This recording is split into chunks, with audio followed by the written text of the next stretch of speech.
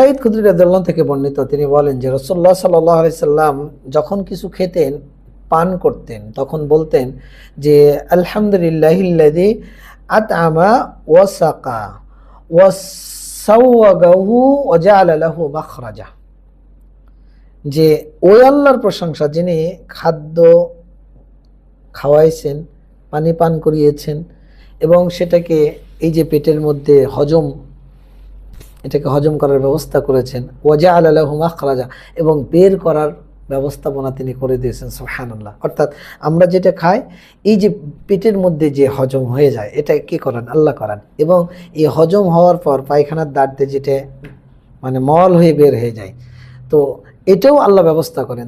এত সুন্দর ব্যবস্থাপনা আল্লাহ রাব্বুল আলামিন আমাদেরকে রিজিক দিচ্ছেন, সেই খাবারটা আমরা খাচ্ছি, খাওয়ার পর পানিটা পান করছি।